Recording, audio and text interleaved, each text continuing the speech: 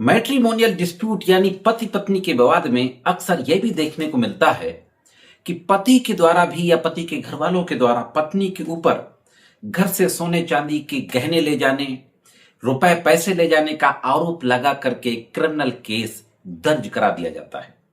अक्सर सलाह देते भी मैंने लोगों को सुना है कि वाइफ और उसके परिवार वालों के खिलाफ भी काउंटर केस करना चाहिए।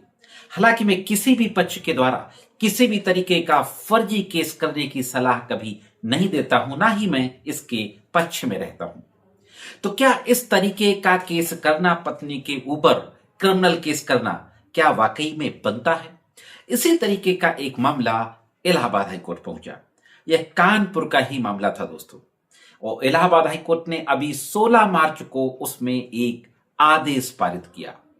महिला के स्त्रीधन के संबंध में, घर से यानी ससुराल से सोने चांदी के जेवर ले जाने के संबंध में यह एक बहुत ही जबरदस्त मामला है जो इलाहाबाद हाईकोर्ट पहुंचा था, और इलाहाबाद हाईकोर्ट ने अभी 16 मार्च को उसमें आदेश दिया है। तो साथियों, मैं करीम अहमद सिद्दीकी एडवोकेट एक बार फिर हाजिर हूं आपके बीच में अपने YouTube channel legal and social awareness में इलाहाबाद हाईकोर्ट के इसी फैसले की जानकारी के साथ। बहुत महत्वपूर्ण जानकारी है। अगर आपका कोई इस तरीके का मैट्रिमोनियल डिस्प्यूट चल रहा है तो भी इस वीडियो में दी जाने वाली जानकारी आपके काम आएगी। अगर आप जूनियर एडवोकेट हैं या किसी भी तरीके से लॉ की फील्ड से जुड़े हुए हैं तो भी ये वीडियो आपको देखना चाहिए। तो जुड़े रहे आखिर तक। देखते हैं कि पूरा मामला क्या था और इलाहाबाद हाईकोर्ट के द्वारा फाइनली किस तरीके का फैसला दिया गया। इससे पहले कि इलाहाबाद हाईकोर्ट के फैसले पे बात करूं, सबसे पहले मैं आपको इस केस के फैक्ट बहुत ही ब्रीफ में बता देता हूं। इस मामले में हस्बैंड के द्वारा पत्नी और उसके परिवार वालों पर यह आरोप लगाया गया था कि वह ससुराल में घुसकर गाली गलौज किया, मारपीट की और सोने चांदी के आभूषण और सामान उठा करके ले गए। पुलिस में एप्लीकेशन दी जाती है, पुलिस एफआईआर नहीं दर्ज करती, तो कोर्ट में कंप्लेंट केस किया जाता है। कोर्ट में कंप्लेंट केस का जो प्रोसीजर होता है उसको फॉलो करते हुए कोर्ट समनिंग ऑर्डर पास करती है। यानी कोर्ट के द्वारा 323, 504 और 406 में तलब करने का आदेश पारित कर दिया जाता है। विचारणा हेतु तलब कर लिया जाता है। इस आदेश के खिलाफ इलाहाबाद हाईकोर्ट में क्रिमिनल रिवीजन दाखिल किया जाता है। तो देखते हैं कि हाईकोर्ट में किस तरीके का आर्गुमेंट होता है, हाईकोर्ट के द्वारा किस तरीके की महत्वपूर्ण टिप्पणी की जाती है अपने फैसले में और क्या कहा जाता है। वीडियो में आगे बढ़ूं इससे पहले मैं जरूर आपसे कहना चाहूंगा कि अगर आप मेरे चैनल में नए हो, वीडियो को पहली बार देख रहे हो, तो चैनल को सब्सक्राइब करके घंटी के बटन को दबाकर ऑल पे जरूर सेट कर दे। और मेरे द्वारा जो वीडियो में कानून की महत्वपूर्ण जानकारियां दी जाती हैं, अगर आपको अच्छी लगती हो और आपके काम आती हो, तो इस वीडियो को और भी लोगों को शेयर करते रहा करें, जिससे कि महत्वपूर्ण कानूनी जानकारियां और भी लोगों तक पहुंच सकें।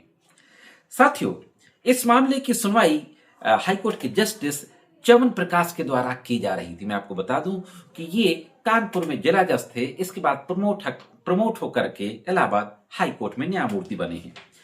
यह मामला था 482 नंबर 37453/2024 अनाम का Tiwari and for others versus state of Uttar Pradesh and N other.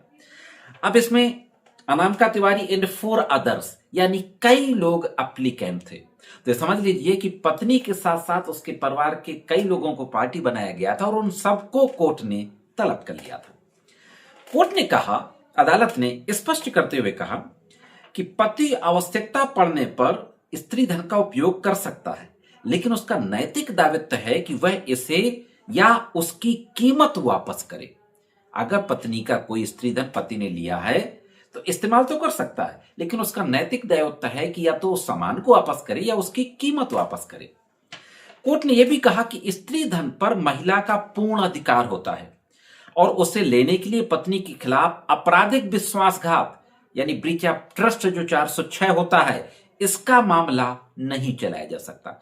Court ने स्पष्ट रूप से कहा कि विवाह से पहले, विवाह के समय या विवाह के बाद जो भी संपत्ति दी जाती है, मैं आपको ये भी बता दूं, मैंने कई वीडियोज में बताया है कि चाहे महिला के घर वालों के द्वारा, चाहे पति के घर वालों के द्वारा, रिश्तेदारों, मिलने जुलने वालों के द्वारा, किसी भी पक्ष के द्वारा शादी में या शादी के बाद या शादी के समय कुछ भी दिया जाए महिला को वो सब कुछ स्त्री धन होता है। कई फैसलों में ये बात कही भी गई है, समय समय पर मैं एपिसोड भी लाया हूं। तो कोर्ट ने कहा कि जो भी संपत्ति दी जाती है वह महिला का स्त्री धन होती है और उस पर केवल उसी का अधिकार होता है। बहुत महत्वपूर्ण बात कही। अदालत ने भी कहा कि पत्नी को अपने स्त्री धन का उपयोग या निपटान अपनी इच्छा से करने का पूरा अधिकार प्राप्त होता है। साथियों, इलाहाबाद हाईकोर्ट ने 506, 406 इन तमाम धाराओं को डिटेल में डिस्कस किया और यह कहा कि अपराध तभी बनता है जब किसी को सौंपी गई संपत्ति का वह बेईमानी से दुर्विनियोग करे, मिसयूज करे, जिसको हम आम भाषा में कहते हैं अमानत में खयानत करना। हालांकि स्त्री धन के मामले में पत्नी स्वयं उसकी मालकिन है, इसलिए उसके खिलाफ तो यह धारा लागू नहीं होती है। अदालत ने यह भी पाया कि जो मारपीट के आरोप लगाए गए, जो गाली गलौज के आरोप लगाए गए, वो सब समान और अस्पष्ट आरोप हैं। उनमें तलब करने का जो आधार है वो पर्याप्त नहीं है। कोर्ट ने यह भी टिप्पणी की कि मजिस्ट्रेट ने बिना प्रावधानों को सही ढंग से समझे जल्दबाजी में तलबी आदेश पारित कर दिया और यह कहते हुए जो समनिंग ऑर्डर पारित किया था मजिस्ट्रेट की कोर्ट ने पत्नी और उसके परिवार वालों के विरुद्ध, उसको इलाहाबाद हाईकोर्ट की बेंच के द्वारा रद्द कर दिया जाता है, यानी पूरी आपराधिक कार्यवाही को रद्द कर दिया जाता है। तो यह थी दोस्तों महिला के स्त्री धन के संबंध में एक और महत्वपूर्ण कानूनी जानकारी। कैसे लगी कमेंट्स करके जरूर बताएं। आज की वीडियो में सिर्फ इतना ही। मिलते हैं किसी अन्य वीडियो में कानूनी जानकारियों के साथ। तब तक महत्वपूर्ण कानूनी जानकारियों के लिए देखते रहें लीगल एंड सोशल अवेयरनेस।